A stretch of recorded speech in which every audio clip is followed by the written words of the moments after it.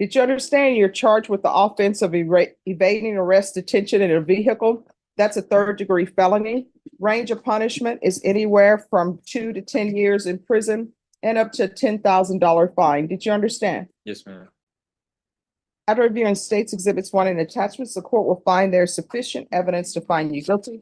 The court will defer finding of guilt as you've applied for deferred adjudication. Are you proceeding with sentencing? Yes, Your Honor. Anything you wish to say on behalf of your client? Yes, Your Honor. Just that Mr. Ritter picked up these charges shortly after he graduated high school. He made some very bad decisions that he's taken responsibility for. I would tell you that in knowing him for the past few months since our representation, he has seemed to be different than the first time he walked in. I do believe that this was a very tough lesson for him to learn with the arrest at such an early age, but I do believe that he is working to, but I do believe that he is working to make amends for those. He's maintained a close relationship with his family who's here, and they're ensuring that he's walking a straight path so that nothing like this happens again. He's also considering joining the military at some point after these cases are closed out. But I would just offer that I do believe that he is on the right path since this arrest. How old are you? 18. If you're drug tested today, what are the results going to be? Just marijuana, that's it. All right, see, he's not on the right path. He's doing this just marijuana, that's it. Are you still driving? No, I don't drive that often. I don't have a car right now. All right, so that F-150, did you pay for that? Yes, ma'am. All right, how much did you pay for it? It was in my mom's name. I was just making the payments for her. So you didn't really pay for it? Not fully, but I was the one covering the payments and the insurance. And where were you working to cover those insurance payments? Excuse me? Where were you working? At Comanche Trace. It's a golf course in Kerrville. Do you have any children? No, ma'am. So what do you spend your time doing? Right now, I just work and that's it. 'Cause I have long hours. So are your parents here? My grandma is. All right, where's your grandmother? She's back there. Hi, he's still using marijuana. Didn't know I'm sorry? that. I didn't know that. Yes. So that's what's going on. He really is not on the path to change his life. This is what I'm seeing from you.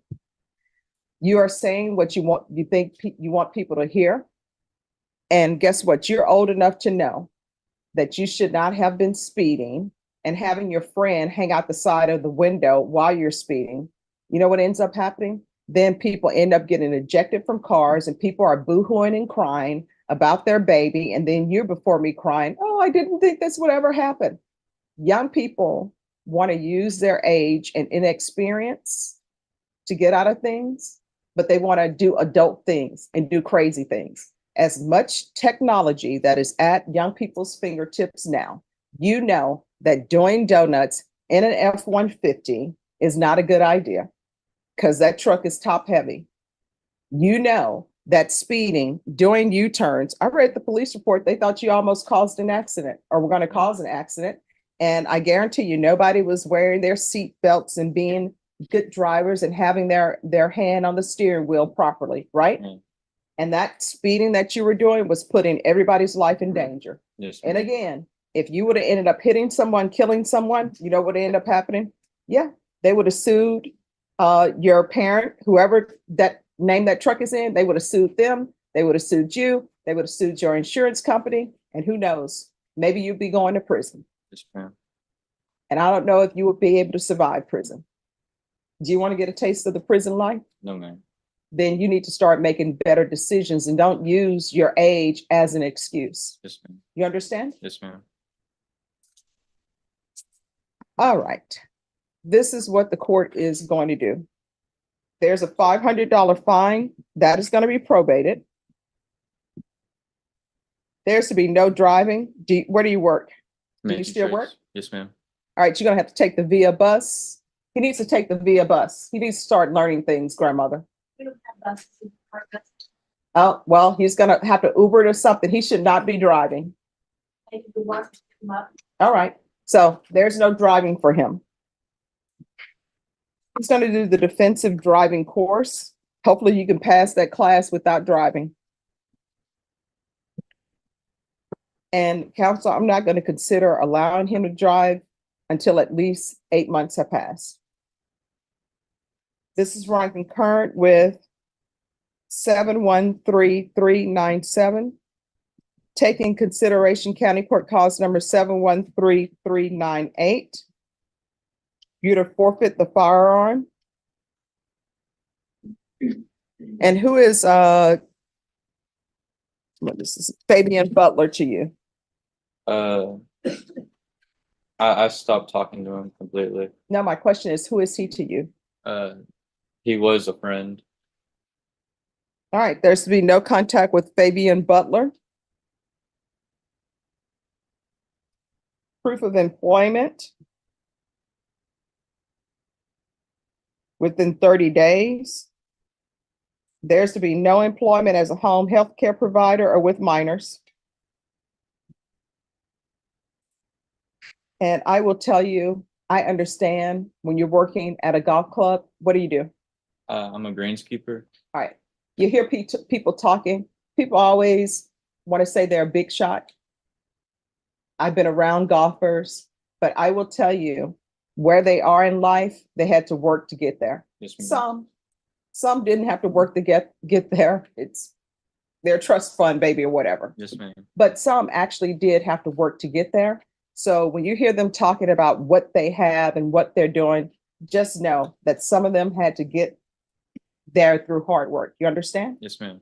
And if you watch Caddyshack, you'll know that it's not all fun and games. I know you've never seen Caddyshack, No. but all right. There's going to be regular reporting by Zoom or in person. We're going to do the UA hotline test for levels. Those marijuana levels have better start going down. Yes, ma'am. They will. If those levels go up, there's going to be a motion to revoke filed against you. Yes, miss?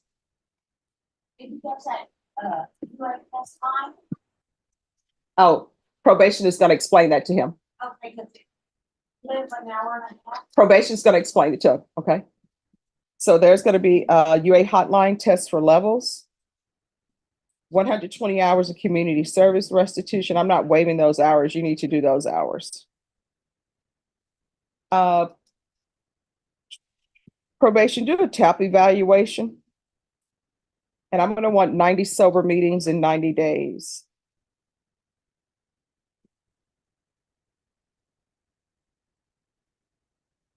Probation, is there anything else?